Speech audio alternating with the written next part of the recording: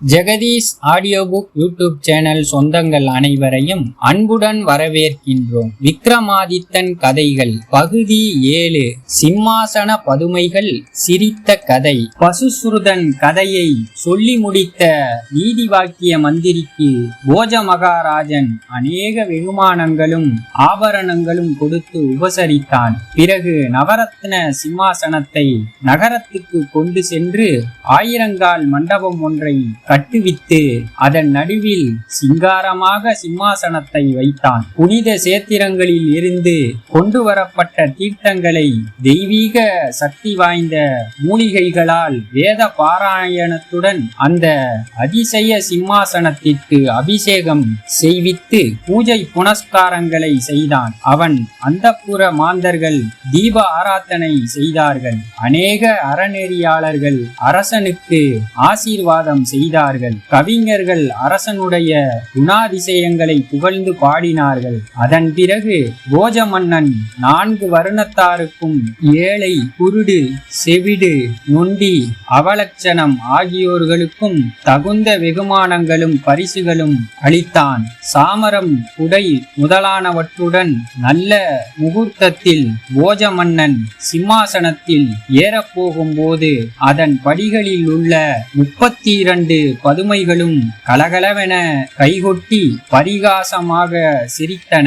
ஓ பதுமைகளே, நான் சிம்மாசனம் ஏறப்போகையில் சிரித்ததேன் என்று போஜராஜன் கேட்டான். அப்போது 32 படிகளில் முதற்படிக்கு காவலாக இருந்த சுகேசி என்ற வினோதரஞ்சித பதுமையானது மனித குரலில் பின்வருமாறு சொல்லியது. போஜ மகாராஜனே, வீரம், மாட்சிமை, தைரியம், உயர்குல பிறப்பு மற்றும் எங்கள் மகாராஜாவுக்கு உள்ள குணங்கள் உனக்கிருக்கும் பட்சத்தில் இந்த சிம்மாசனத்தில் ஏறலாம். திடுக்கிட்டு பின்வாங்கிய போஜராஜன், பதுமையே, நீ குறிப்பிடும் குணங்கள் அனைத்தும் என்னிடம் இருக்கின்றன.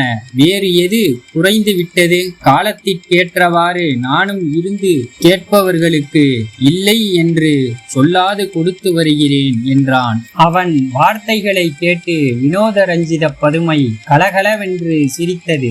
ஏ ராஜன், கேளும். இந்த ஒரு வார்த்தையே உனக்கு தகாதென்பதை எடுத்து காட்டுகிறது. என்னவெல்லாம் கொடுத்திருக்கிறாயோ அவற்றை நீ உன் வாயாலேயே கூறுகிறாய். எவனொருவன் தான் செய்தவற்றையும் மற்றவர்களுடைய தவறுகளையும் பேசுகிறானோ அவன் இழிவான மனிதனே. நல்ல குணம் படைத்தவன் இவ்விதம் பேச மாட்டான். மற்றவர்களின் தவறுகளை அவை தன்னிடம் உள்ள நற்குணங்களே போல் நினைத்து எடுத்துச் சொல்பவன் இவ்வுலகில் இழிவானவனே. தன்னுடைய குணங்களையும் மற்றவர்கள் செய்யும் தவறுகளையும் நல்ல குணம் வாய்ந்த ஒருவன் ஒருபோதும் சொல்ல மாட்டான். வயது, செல்வம், வீட்டு சுவரில் உள்ள பிளவு, சக்தி மருந்து, பெண்களுடன் சகவாசம், கொடை, கௌரவம், இழிவு ஆகிய இந்த 9ஐயும் ஒருபோதும் வெளியிடக்கூடாது என்று சொல்லப்பட்டிருக்கிறது. ஆகவே ஒருவன் தன்னுடைய குணங்களை பற்றி பேசக்கூடாது. அவ்விதமே மற்றவர்களிடம் உள்ள குறைகளை பற்றியும் பேசக்கூடாது. பதுமையின் வார்த்தைகளை கேட்ட போஜராஜன் வியப்புடன், நீ உண்மையை எடுத்துச் சொன்னாய். தன்னுடைய குணங்களை பற்றி பேசுபவன் முட்டாளே அன்றி வேறல்ல.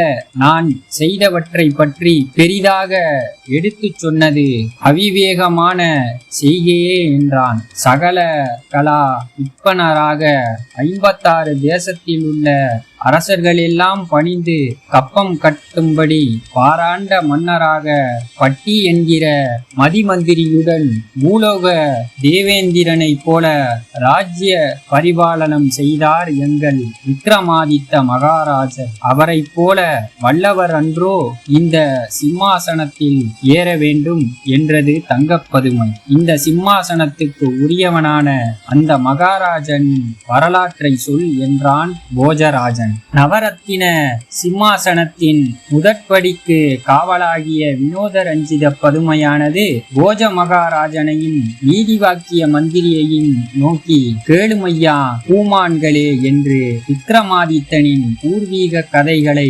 பின்வருமாறு சொல்லத் தொடங்கியது. சந்திரவர்ணன் கதை. கதை. நந்தியாபுரம் என்ற நகரத்தில் சந்திரவர்ணன் என்னும் ஓர் அந்தணன் இருந்து வந்தான். அவன் 4 வேதம், 6 சாஸ்திரம், 14 புராணம், 28 ஆகமம், 64 கலைகள் ஆகியவற்றை கற்று தேர்ச்சி பெற்றிருந்தான். இருந்தும் தான் கற்று அறிந்தவைகளுக்கும் மேலானவற்றை அவன் அறிய விருப்பம் கொண்டவனாக நல்ல குருவை தேடி கிளம்பினான். அவ்விதம் தேசாந்திரியாக சஞ்சரித்து வரும் நாளில் அவன் ஒரு நாள் தாகவிடாய் பொறுக்க மாட்டாமல் ஒரு மலையடிவாரத்தில் இருந்த தடாகத்தில் இறங்கி தண்ணீர் பருகி தாகம் தீர்த்து கொண்டான். சிறிது நேரம் அவன் ஆயாசம் தீர அதன் கரையில் இருந்த அரச மரத்தடியில் படுத்தான். அம்மரத்திலே நெடுநாளாய் பிரம்ம ராட்சசன் என்னும் ரிஷி தவம் செய்து கொண்டிருந்தான். அன்றைய தினம் பிரம்ம ராட்சசன் தன்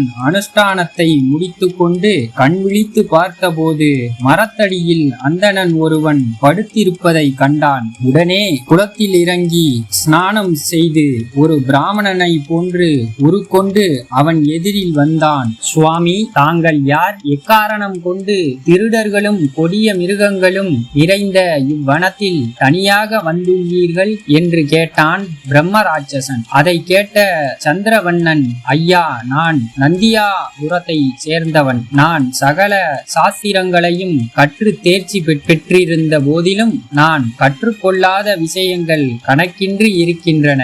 ஆகவே தகுந்த குருவை நாடி என் அறிவை மேலும் விருத்தி செய்து கொள்ள புறப்பட்டு வந்துள்ளேன். தாங்கள் அறிஞர் போல் தோன்றுகிறது. என்னை தங்கள் சீடனாக ஏற்றுக்கொள்ளுங்கள் என்று வேண்டினான். எனக்கு மெத்த சந்தோஷமே. ஆனால் நான் சொல்லுகின்றபடி நீ இருந்தாயானால் உனக்கு நான் அறிந்துள்ள வித்தை சித்தியாகும் என்றான் பிரம்ம ராட்சசன். அதற்கு சந்திரவர்ணன் இணங்கவே, அந்தன சிரேஷ்ட 6 மாதத்துக்கு நீ அன்ன ஆகாரமின்றி நித்திரையும் ஒழித்து விரதம் இருக்க வேண்டும். நான் இம்மரத்தின் மேல் இருந்து கொண்டு நான் கற்ற வித்தை அனைத்தையும் அரச இலைகளில் எழுதி கீழே போடுகிறேன். நீ அவற்றை சேகரித்து தினம் அவற்றில் உள்ளபடி அபியாசம் செய்து வா என்றான். பிரம்மராஜ ரிஷி அப்பால் பசியும் நித்திரையும் அவனை வாட்டாமல் இருக்கும்படி அவனுக்கு ஒரு மந்திரத்தை உபதேசித்தான். பிரம்மராஜ ரிஷி இரவும் பகலும் ஓயாமல் குரு சொன்ன வார்த்தை தப்பாமல் சந்திரவர்ணன் சகல வித்தைகளையும் அறிந்து கொண்டான். 6 மாதம் தவம் முடிந்ததும் தேவலோகத்தில் இருந்து புஷ்பக விமானம் வர பிரம்மராட்சசன் சாபம் நீங்கி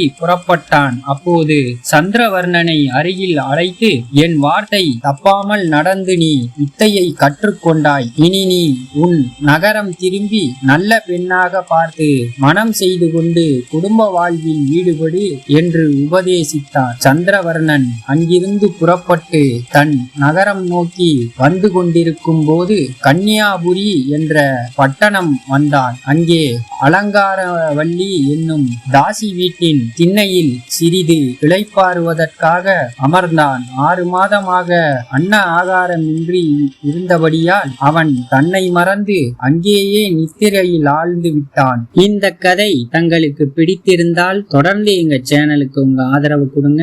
லைக் பண்ணுங்க, ஷேர் பண்ணுங்க, கமெண்ட் பண்ணுங்க, சப்ஸ்கிரைப் பண்ணுங்க. நன்றி, வணக்கம்.